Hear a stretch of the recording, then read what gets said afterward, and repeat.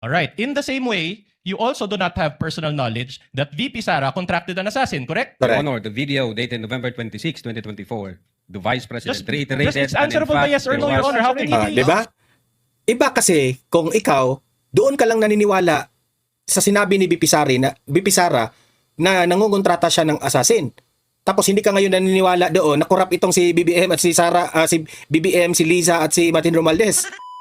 So my question to you is this. If she was serious about her alleged plan involving BBM, FL, and the former speaker, does it make sense for her that she would publicly announce this to the general public? Oras na, tumutok ka, balitang totoo. Philippine Pulse TV, piting ng bayan, sabay-sabay. Philippine Pulse TV, boses ng tao, kasama kay... Okay, magandang gabi po sa inyo lahat. Ito, panoorin po natin itong impeachment trial. I think this is day 5 at patuloy na anong tawag dito, cross-examine dito kay Lotok. Okay? Tingnan ninyo kung paano po nanlumo itong si Ligutan, ha?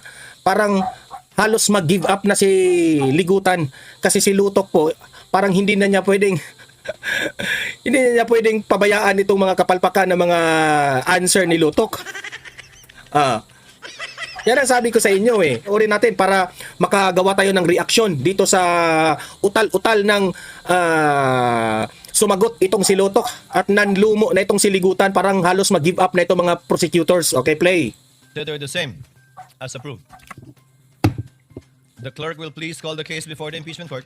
Case number 004-2026 in the matter of impeachment trial of Vice President Sara Zimmerman Duterte. Yan. Appearances? For the Good prosecution? afternoon, Your Honors. Same appearance for the prosecution. We are ready, Your Honor. For the respondent? Wow, ready na raw sila, ready na. Same appearance for the defense. I see that Attorney Lotok is already situated in the witness Yes, Your Honor. stand. To remind you, Attorney Lotok, you shall continue with your testimony and be subjected to the continuation of cross-examination of counsel for respondent and shall be answering under the same oath that you took yesterday. Is that clear, sir? Yes, Your Honor. Respondent counsel may now continue with this cross-examination. Attorney Binduan, you are recognized and may proceed whenever you are ready. Your Honor, Simula na, before we simula. proceed, may I request that counsel for the panel of prosecutors, Attorney Virgil Ligutan, be recognized once more for the examination of our second witness. Counsel for the Si Ligutan pa rin? prosecutors, Attorney Ligutan is recognized Are you sure? On the part of the panel of prosecutors. Again, to reiterate, Attorney Binduan, when you are ready, you may proceed with the continuation of your cross-examination of the witness, Attorney Lotok.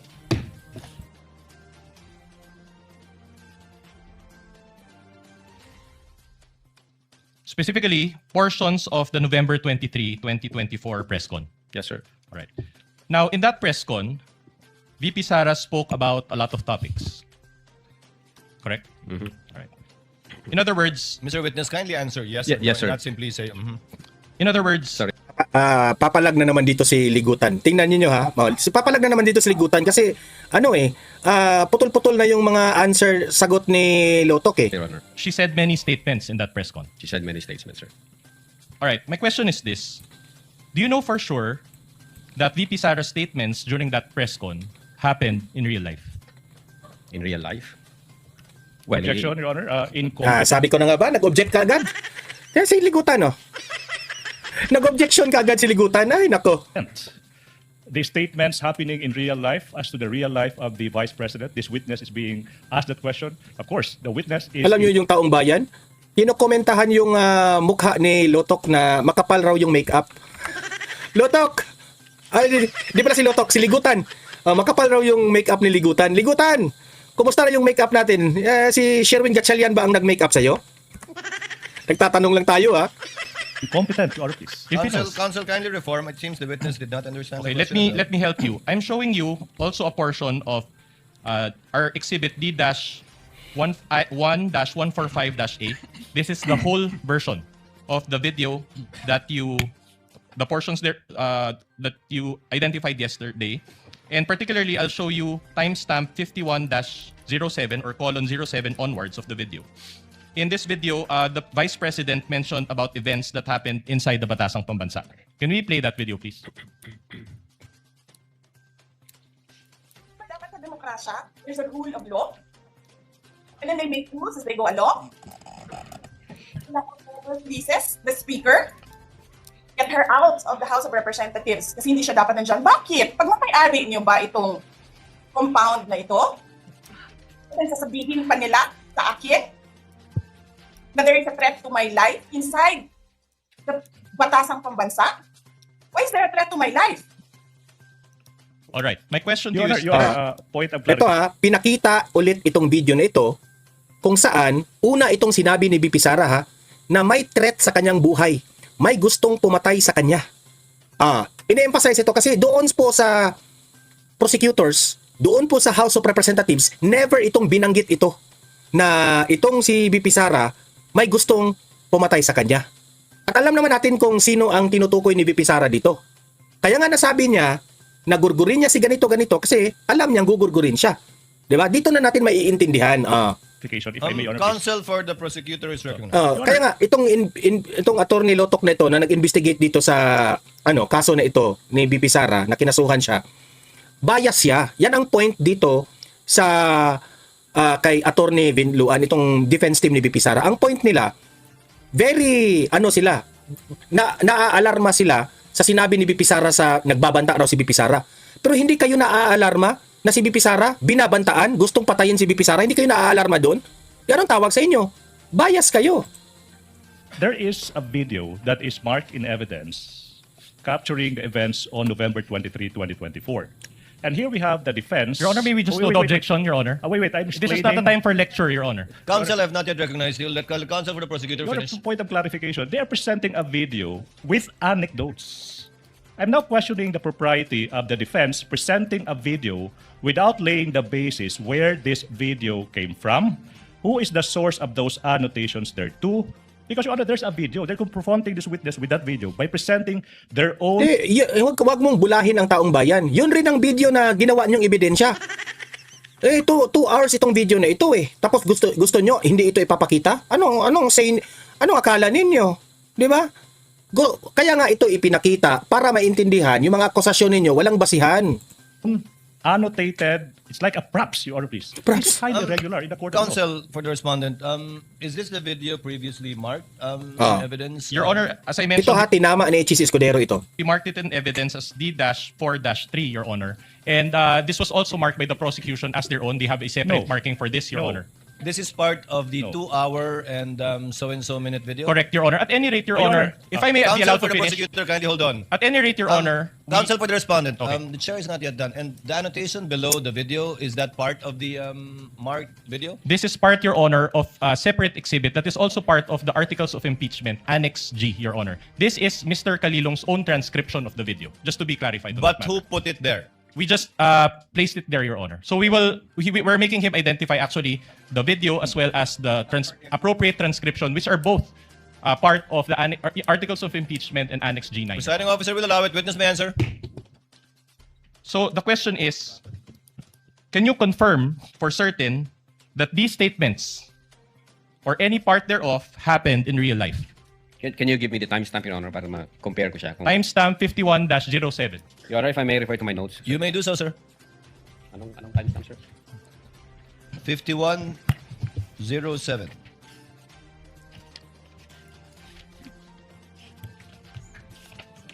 To help this honorable court, Your Tarantala Honor, sila. it appears on page 84 or more or less of the Articles of Impeachment, Annex G9, Your Honor. This is the transcription of Agent John Mark Kalilong dated December 26, 2024. Pumapalag si Ligutan, isarili naman nila lang transcription ng witness nila, si Kalilong. Di ba mga gago rin? The record, Your Honor. Noted.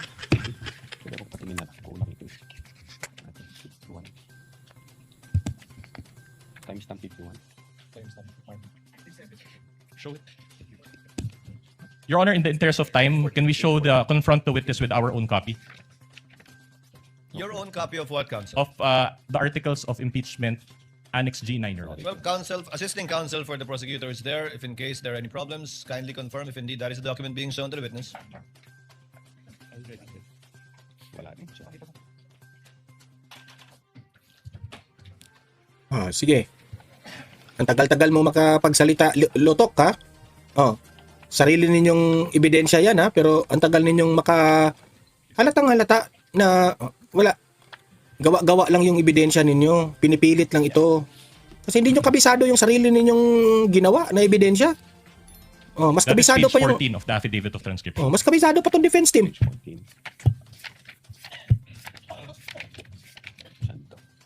This is page 14. Yeah. Your Honor, I manifest that we are showing that specific portion on the transcript prepared by Agent Kalilong of the NBI.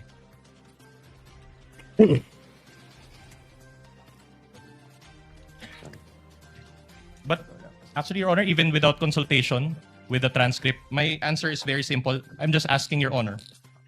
My question, I'm sorry, is very simple. My only question is, does he know for certain that these statements or any part of this statement happened in real life? Your Honor, nabasa ko po rito sa copy ko, yung nandiyan dyan. So do you confirm that the statements were made by the Vice President, Mr. Witness? It's here in the transcription, Your Honor, yes. No. My question is not whether she made the statement. My question is if you know, based on your personal knowledge, if any statement or a portion thereof happened in real life. That's the question. Well, Your Honor, the fact that we have the video on November 26, when the Vice President reiterated what she uttered in November 23, 2024. Your Honor, I'm not even... At the same time, Your Honor, The maybe witness is in the process of manifestation- Allow the answering. witness to answer. Your Honor, we invited the media personalities who have personal knowledge on that date and on that online press conference. And nung tinanong namin sila kung nag-participate sila, sabi nila yes, nakausap nila yung Vice Presidente, nagbigay sila ng mga katanungan. So definitely yes, nangyari po yun. Your Honor, may you manifest, Your Honor, make a manifestation. Yes, Counsel. Your Honor, it appears that the witness is not being responsive to our question. Correct. He's talking about something that I did not ask. We are only focusing on this particular statement. We will show other statements later on. And we cannot get an answer from him if he knows. Counsel, even I am confused with the question happened in real life. I think some of us are too. I'll be more specific, If Your the Honor. question is kung alam nyo bang totoong nangyari to sa totoong buhay, ang sagot ng testigo ay sa pagkakaalam niya ay oo, base sa kanilang investigasyon at sinabi ng mga inimbitahan nilang testigo. All right. I'll clarify the question, Your Kindly Honor. do so, Counsel. All right. In the statement, for example, the Vice President said there were threats to my life inside the Batasang Pambansa. Are you confirming that? That is within the transcription here, sir. Now, my question to you is this. Did you investigate those threats Objection, to VP Your Honor. Sara's Okay now. I'm not yet done. All right, sige. Ang inimbestigahan lang nila, yung pagmumura lang ni BP Sara patungkol doon kay BBM, Liza Marcos, sino pa doon? Si Martin Romualdez. Pero hindi nila inimbestigahan yung sinabi ni BP Sara na may banta din sa kanya. May gustong pumatay sa kanya. Kaya nga, bias itong NBI eh. Done. Yes, Counsel, yes. So. Did you investigate the threat to VP Sara's life during that time? Objection. Now, misleading, Your Honor. What is it? Because Bakit the misleading? question was, do you confirm that that statement is found in the transcription as to the Vice President saying that there were threats to her life? And then the witness said, yes, I confirm that I can find it in the transcription. Now, the next question of the good counsel is, so did you investigate the threats? That is the classic misleading question. Can we get the Assuming a ruling, Your fact. Honor? Alusot ka pa eh. He's a lawyer. Attorney Lotok is a lawyer and he knows exactly what's going on. Attorney Lotok, kindly answer. Yes, Your Honor. What's your answer? What's the question, sir? The question is, she mentioned there about the threats to his life. My question is simple. Did you investigate the threats to VP Sara's life during that time? You mean during the live stream, sir? During that time, correct. During that live stream, she mentioned that there were threats to her life. Well, based on our investigation, nangyari yung live stream between 11 p.m. 22 to 1 a.m. 23. And then nalaman namin through nung kumalat siya sa social media ng mga hapon na kaya nag-start kami ng investigation. At that time, hindi pa namin alam yung buong laman ng video na yan kasi nag-start pa lang kami. So, I instructed Agent Kalilong na siya maging agent on case and then kunin niya yung video, the whole video para sa authentication. Attorney And Lotok, so far, kindly answer the question directly. So I get from your long answer that the answer is no. specifically at that live stream moment, no, sir. Hindi pa That namin was the alam yun, sir. question of Attorney Binluan. If you investigated at that time, so the answer is no. Yes, sir. Okay, But, please proceed. but later on, you said you did an investigation. So are you admitting that there were threats to the life of VP Sara? Precisely, that's the reason why we sent a December 2, 2024 letter for VP Sara to shed light on our investigation. All right, I'll move on to a different part of the video.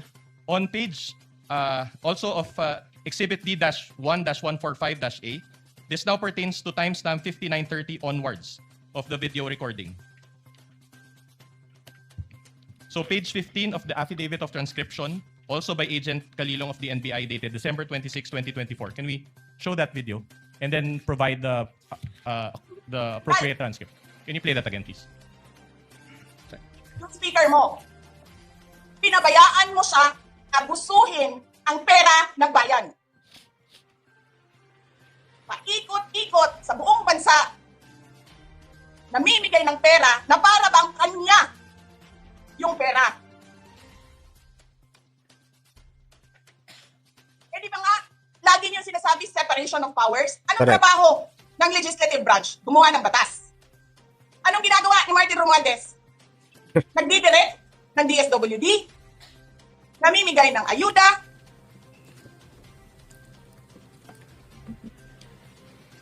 nagsasabi kung anong bibigay, anong ibibigay, anong gagawin, sino ba ang presidente? All right. So my question to you is this. Okay, having watched that video and read the transcript, my question is very simple. Do you know for sure if this statement by the Vice President or any part thereof happened in real life? Well, Your Honor, as I've said, I've answered already, nung inimbestigahan namin yan, yung video, Your Honor, nagsusping na kami sa- yes or no answer will suffice, Your Honor. Kindly answer more directly to save on the court's time, Mr. Attorney Lotok. Your Honor, based on our investigation, yes, it happens in the natural order of things. Nangyari talaga yan. So in other words, you're admitting that Martin Romualdez goes around the country to distribute money? I'm saying, nangyari ho yung utterances na yan. That's not my question. That's precisely my point. I'm not asking if she made the statements. I'm asking if the truth of these statements you have personal knowledge of. So be more direct in your answer. That's why I have to object now, Your Honor. Now, there are several statements made, and then the witness is being asked, do you confirm these statements? Compound question. Exactly, that's the reason why we don't allow. There are so many statements, o sinasabi gumawa ng batas. So siguro yung tanong is this happen, did this happen in real life? So this witness being confronted with several statements, and he is being asked to answer a yes or no. That's why it's compound question. Your Honor, my question is the statements or any part thereof, Your Honor. The witness is smart enough to answer. He can just clarify. Correct. The objection is sustained, but not on that ground, but rather on the ground that the witness is incompetent to testify as to the truth of the matter stated by the Vice President. He can only testify as to the fact that those statements were made, only as to tenor, but not as to the truth, given that he only investigated and was not there. You may proceed, counsel. In that case, Your Honor, if we confront also, just a manifestation, Your Honor. Yes, you may proceed. In other words, Your Honor, we would like to manifest, Your Honor, based on that ruling of the court, that even if VP Sara said that she already talked to a person, then we cannot confirm the truth because this witness does not have personal knowledge. That's the conclusion. That's just a Objection. manifestation for the court's appreciation. Can I just proceed with can my I make next a question, counter Your Honor? manifestation, Your Honor, please? Counter manifestation, please. To put into record, Your Honor, please. For about 15 seconds, counsel. Okay, Yes. the defense is entitled to their own conception of things. They're entitled to their own imagination. That's all. Counsel may proceed with his cross. Just to belabor this point, Your Honor, Annex D-1-145-A. Anyway, Your Honor, they showed around 7 to 8 videos yesterday, so we'll show about 4. This pertains to timestamp 1-08. Grabe. And we Ang will galing. also present page 17 of the affidavit of transcription, also by Agent Kalilong, dated December 26, 2024. In this video clip, the Vice President mentioned about the former Speaker of the House and the confidential funds of the Office of the President. Can we play that video?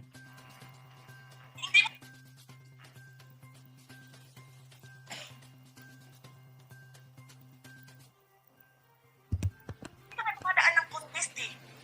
Kasi wala kang kalaban sa Tacloban. Yan. Kasi binibili mo, pinapakidnap mo, inaharas mo, ang mga kalaban mo. Hindi ka dumaan ng contest. Ang alam mo lang, kasi mayaman ka, bibilin mo lahat ng tao ng pera. Correct. Ikubri man mong tanan, kwarta na may inyo. There is nothing in you except money. Yan lang. Martin, Pera lang ang labanan mo, Martin Romualdez. Yan ang ibig sabihin ni VP Sara. harapin mo yung katotohanan. Walang senador man, vice president man, president man, walang mabuti sa'yo. Hindi ko nga alam kung mananalo ka pa ngayon sa Tacloban eh. Malamang hindi na. Sinong gusto sa lahat sa buong Pilipinas ang ibalik ka sa Kongreso? Hindi lahat ng tao pupunta yan doon sa Tacloban, mangangampanya yan sa kalaban mo. Kasi, magnanakaw ka. Martin Romualdez, magnanakaw ka raw, sabi ni VP Sara. Taong bayan sa Pilipinas, agree ba kayo kay VP Sara? Well, abot bibim, yawa ka. Hindi ka dumadaan sa audit.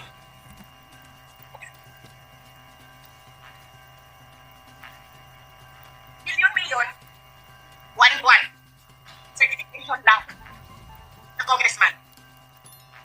1 million, 2 million, pirma lang. Alam nyo, bakit alam ko?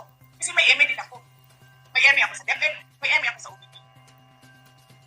Pero sa amin, sa akin, hindi-require ako ng resibo. Nakuha. Pero alam ko, certification lang ang kailangan. Pero nag-comply ako. Bigay nyo lahat ng resibo. Pero ikaw, pirma mo lang, hindi mo nga ata pirma yan, pirma lang ng staff mo yan. Milyon dyan sa Committee on Accounts. Lumalabas ang pera. Pirma nyo lang. Walang nag-audit sa inyo. Sino ang nag-audit ng confidential funds ng Office of the President? Wala.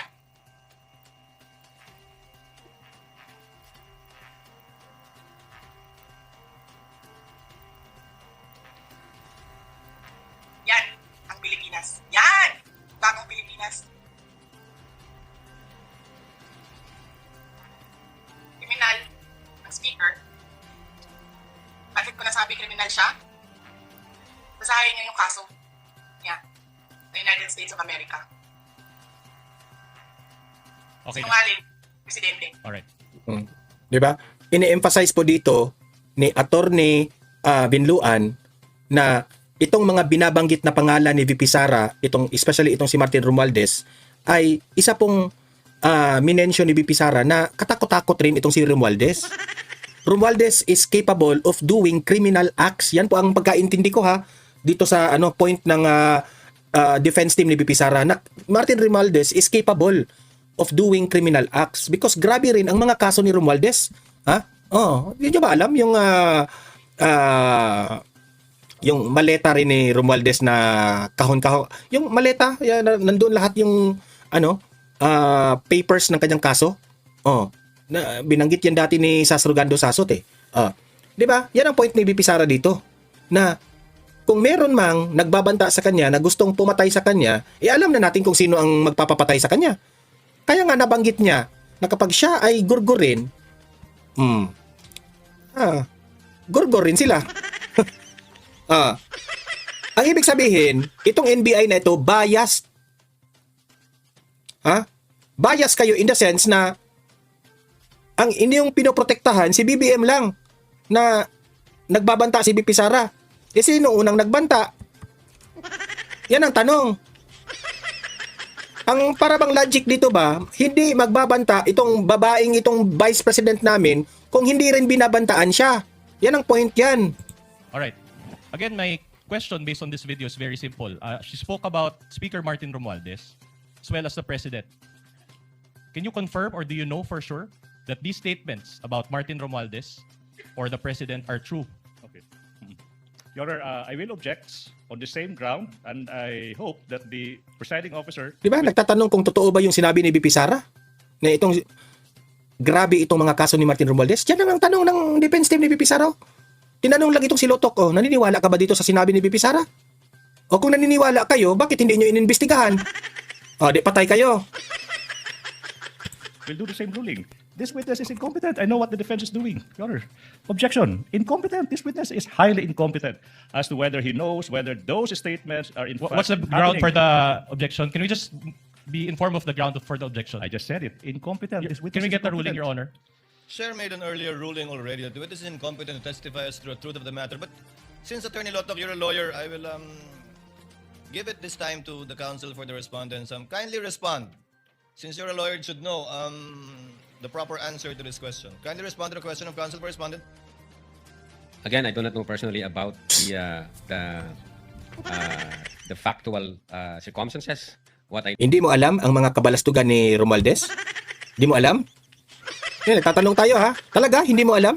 know is that she Halos lahat ng tao sa Pilipinas alam. Ikaw lang hindi mo alam. those statements. We're satisfied with that answer, no? Your Honor. One last Proceed, video on page 87 of the Articles of Impeachment, Annex G9. This is timestamp 1-12-43. This is quite a lengthy video, but not as lengthy. But this is our last video, so we beg the court's indulgence. The affidavit of transcription, page 17, also of Agent Park Calilong, dated December 26, 2024. Are we ready with that video? Your Honor, to save Counsel for the prosecutors. because I know the council will ask the same question. So to save time, Salita na naman Your siya. Honor, what is Wait, the wait, wait. objection? I'm not yet done. I'm not yet done. Kindly let the counsel for the prosecutor finish. Relax. Now, Your Honor, if the same line of question will be asked, okay. Your the Honor, wait, I'm not he yet cannot done. he cannot I'm not preempt, yet Your done. Honor. I'm not yet done. The prosecution is willing to stipulate that yes, the Vice President uttered that statement as to the fact of her uttering the statement. We have a different question, Your Honor, just to satisfy his query. All right. So I guess the objection is withdrawn, or the manifestation is withdrawn, and counsel for respondent may proceed. Play the The video, please. showing of the playing of the video. At makainin ko, buffet. Ikaw dito sa House of Representatives. Alak. Lahat. Lahat ng juice, lahat ng mamahaling wine. Pero yung taong bayan, na pinamisan ninyo, 20 pesos na rice, Correct. yung taong bayan na hindi ninyo pinupuntahan sa mga komunidad nila, ano sabi nila? Asin lang, okay na mi, anad naman mi anak. Ganyan ang bayan natin. Okay na lang kami sa asin. Saan ka nakahanap ng bayan na ang tao, because of their hopelessness, because there is no functioning government, umukay na lang sa asin.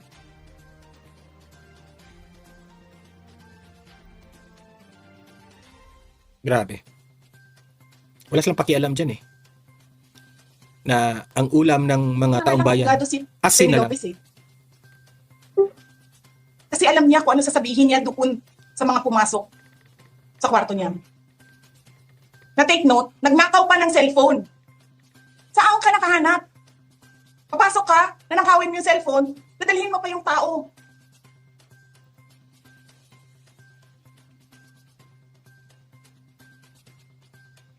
Diba? Princess, you're raising your hand.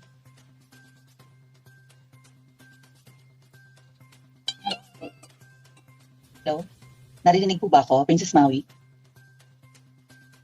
Yes. Oh, thank you.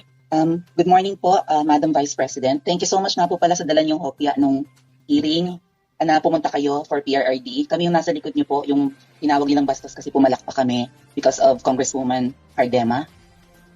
Thank you, ma'am. Nakakain kami. Ako po ay natatakot kumain ng pagkain doon mamaya. Ma'am, mag-iingat po kayo. Nasa teritoryo kayo ng kalaban. Okay lang Nag-aalala po kami ma'am, kasi sila naman ako eh. Sila talaga yung bastos eh. You reap what you sow. Yeah. Mag-iingat po kayo kasi sa dinami-rami po ng inyong mga pasabog ngayong gabi, it seems like marami po talaga kayong alam about them, no? Dahil sa pagkakasama niyo sa kanila during the campaign and during the 2022 elections.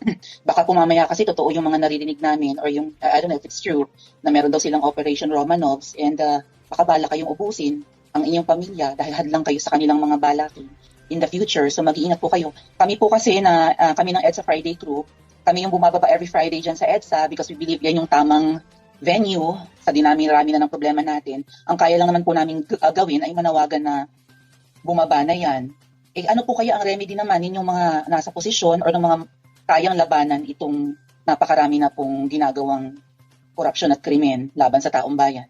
Ano po ang pwede nyo maging remedy para matapos na ito? Lalo't nagsisigaw na po ang taong bayan na mag-people power na. Yes. Huwag kang mag-alala ma'am sa security ko. Kasi may kinausap na ako na tao. Sinabi ko sa kanya, kapag pinatay ako, patayin mo si BBM, si Lisa Araneta, at si Martin Romualdez. No joke. No joke. Nagdilin na ako, ma'am. Pag namatay ako, sabi ko, huwag ka tumigil ha. Hanggang hindi mo mapatay sila. And then he said yes. So, alam mo ma'am, yan ang lagi kong sinasabi sa Makabayan Block nung mayor pa ako. Ang laban, wala dyan sa EDSA, ma'am. Wala dyan sa mga highway. Ang laban, ma'am, nandun sa loob ng palasyo. Yan ang problema. We appreciate yung expression ninyo ng disgust, ng pagkamuhi,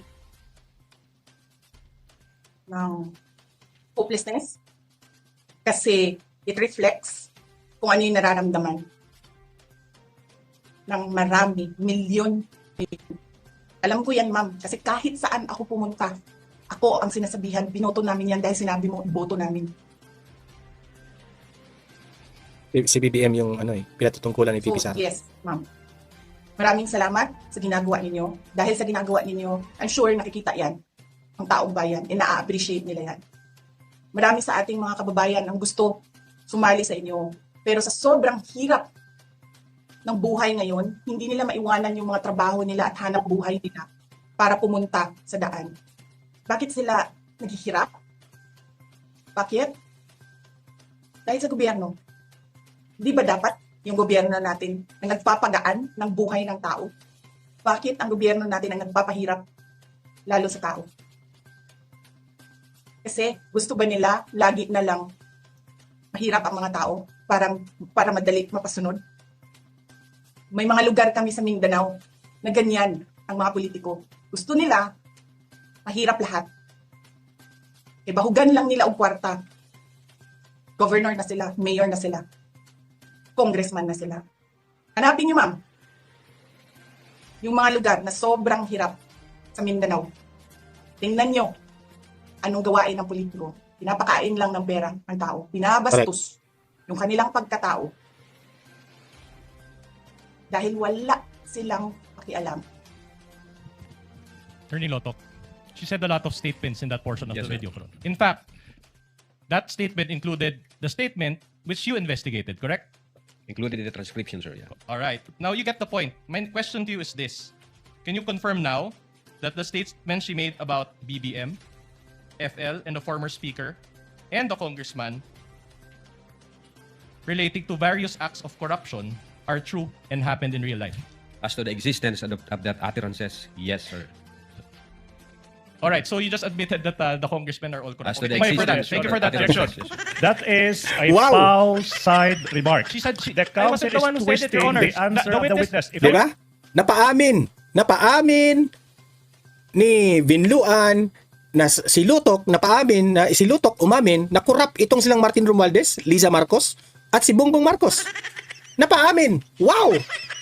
Can I was the one who finish? said yes. Counsel Can I for the finish? parties, kindly settle down. Can I finish? The witness said that he confirmed as to the fact that the utterances were made. That's why, Your Honor, I objected. Kindly be more specific. Attorney Lotok, you know what's being asked for. Yes, sir. Finish and complete your answer to avoid the misunderstanding. Based on our investigation, as to the existence of that utterances, yeah, dahil may mga pieces of evidence kami. But whether or not nangyari yan, wala ho akong personal knowledge, sir. All right. In the same way, you also do not have personal knowledge that VP Sara contracted an assassin, correct? Your Correct. Honor, the video dated November 26, 2024, the Vice President Just reiterated... it's and in answerable by fact, yes or there no, Your was- Honor. How can you Di ba? Iba kasi kung ikaw doon ka lang naniniwala sa sinabi ni VP Sara na nangungontrata siya ng assassin. Tapos hindi ka ngayon naniniwala doon na corrupt itong si BBM at si Sara, si BBM, si Liza at si Martin Romualdez. So ikaw inimbestigahan mo ito lahat pero yung pinapaniwalaan mo lang yung patungkol po sa patayin sila BBM. Di ba? He's answering. How can he be? Counsels, kindly settle down. This is not a college debate. Attorney Lotok, the question was simple. Kindly answer the question directly. Yes, sir. You That do not it- have personal knowledge. That utterances made by the Vice President that she contracted a person, I do believe that, sir, because of the pieces of evidence that we've gathered, sir. No, I'm not asking whether or not she said those statements. I'm asking if you have personal knowledge based on this that the Vice President really contracted an assassin. Ask and answer. Or, sorry, a person. Objection. Ask and answer. Witness will time out. answer. Based on our investigation, Your Honor, we do believe that the Vice Attorney President, Lotok, the question was, do you have personal knowledge? Personal. as to the fact of the utterances, and then when the Vice President reiterated that in Attorney November Lotok, you're a 26, smart yes, sir. man. Just answer the question. Do you have personal knowledge? You said that as to the other parts, you do not have personal knowledge. But now, my question to you is as to the part Grabe. whether VP Sara talked to that person about BBM and FL and the speaker, do you have personal knowledge or not? Pwede ko pong explain, Your Honor. No, please? just answer the question, yes or no. Your Honor, I Attorney, think- Attorney Lotok, this is not the first time you Barado attend siya. trial. I'm sure counsel for the prosecutors and redirect will be able to clarify whatever you want to clarify. But in the meantime, answer the question of counsel for the respondent. Yeah. We do believe that the Vice President had contracted. Oui, but I don't have personal nga eh. knowledge. Kung personal knowledge ang gusto nyong malaman. Pero we do believe based on the evidence that we've got. Personal knowledge. Ikaw yun. Hindi we. Abogado ka ba talaga? Personal. Ikaw. And based on our investigation. You may Thank you for proceed, that counsel. admission. All right. The press con was broadcasted to the general public, correct? Social media, sir, yes. In other words, everybody listening to it could hear the statements made by VP Sara. We believe so, sir, yes. Are you aware that the Vice President is a lawyer? Yes, sir, of course. That he has, of course, a law degree and passed the bar exams? Yes, sir. With a first attempt and with a rating of 80%. Are you aware of this? I heard it in the news, sir. Oh, she has a higher grade than most of the lawyers here. But are you aware that she also worked as a Objection, court attorney? relevance, Your Honor. Relevance. Objection, Counsel for the relevance. respondent, kindly avoid those Yes. We will comply, Your disparaging Honor. statements given that there are a lot of lawyers here and you don't Natatamaan kasi sila eh. Mas matalino pa si VP Sara. know what their grades are. I can We will comply, Your Honor. So my question to you is this. If she was serious about her alleged plan involving BBM, FL, and the former speaker, does it make sense for her that she would publicly announce this to the general public? Yeah. If you know. I don't know that, Your Honor. All right. In fact, you showed in your direct examination, you also showed portions of the October 18 press con, correct? Yes, sir. And that press con was also done in general, before the general public, correct? I believe so, sir. All right. Based on your investigation or your experience as an investigator, kapag may balak bang patayin ng isang tao, sinasabi ba nila yung plano nila sa general public? Well, kapag may grave threat, sir, naririnig yun ng ibang tao. All right. My more important question to you is this. Did VP Sara directly say her statements to BBM, FL, and the former speaker? Well, the fact na sinabi niya yan in public, Again, Your Honor, definitely, narinig maybe yun ask ng for a more presidente. responsive answer. Attorney Lato, kindly answer. The answer is actually quite obvious. It's a simple question. Did the Vice President utter those statements directly towards the persons allegedly threatened? We believe so, Your Honor, because the utterances was made in public. So what's the answer? We Did believe so. VP Sara directly say those statements to BBM, FL, and the former speaker? Ask and answered. He said we believe so. But we did not get the responsive answer, Your That's Honor. the Can we answer. He ask didn't the get it. witness to give a more responsive answer? That's his answer. We believe so. Yes, that's a yes. That's so clear. Without putting words into the mouth of the witness, I will be the one to ask. Attorney Lato, you meant yes, right? Yes, sir. Proceed, counsel. All right. Are you aware that in one interview following the press con, BBM mentioned that he was open for reconciliation with the Vice President? I'm not aware of that. Not aware. Okay, I'll make you aware today. Can we play D-4-12, please? Mr. President, kayo po ba, sa puso ninyo, gusto niyo bang makipagkasundo pa sa mga Duterte? Oo. Ako, ayoko ng gulo. Gusto ko makasundo sa lahat ng tao. Mas maganda, marami na akong kaway. Hindi ko kailangan ng kaway. Kailangan ko kaibigan. Kagaya ng sabi ko sa'yo, pagka... hindi ko... Magko-confess ako dito. Pwede naman po, para akong pari po nito ngayon po. Ewan ko, kahit hanggat maaari, ako, ang habol ko, yung stability, peaceful, para magawa namin yung trabaho namin. Kaya ako, laging akong bukas sa ganyan. I'm always open to any approach na, alika, magtulungan tayo. Diba? Kahit hindi tayo magkasundo sa polisiya, hindi tayo magkasundo. Gawin yung trabaho, pero huwag na tayong nanggugulo. Huwag na natin, tanggalin natin yung gulo. All right. Attorney Lotok. So based on that video, BBM was open to reconcile with VP Sara, correct? Anong date po ng video, sir? We will provide the date in a while. They're researching on it. But even without the date, you can confirm. Hindi, gusto kong malaman kung anong date, sir. So you cannot answer the question without us providing the date of this Tininan ko kung ilang buwan na yan after nung November 23. All right. Move on, counsel. While you're checking on the date, you can go back to that topic. Now, assuming that this happened after, do you still maintain that BBM really believed in his mind that VP Sara would harm or kill him? But how would I know that, Your Honor? Precisely. So you don't know. You cannot know that, Your Honor. Correct? Yes.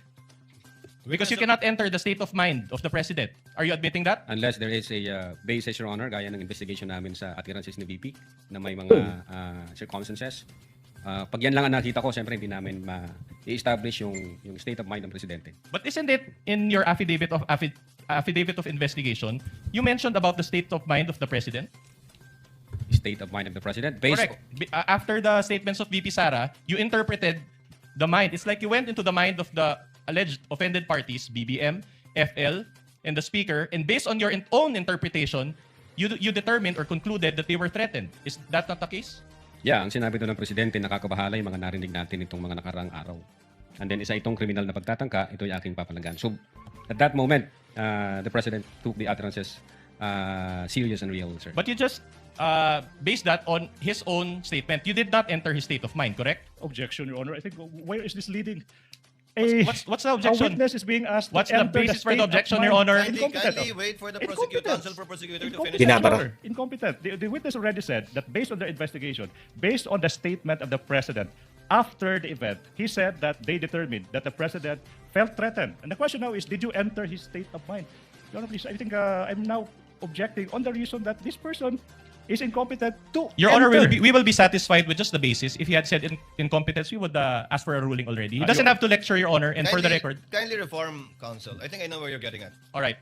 Okay, so yan po ha. Kitang-kita mo naman ang punto ng defense team ni VP Sara. Okay? Ang punto po nila na hindi po patas ang ginawang investigation ng NBI. Di ba? Hindi masagot-sagot ni Lotok. Kasi si Lotok one-sided. Iniimbestigahan nila na medyo may pagkabayas. Yan ang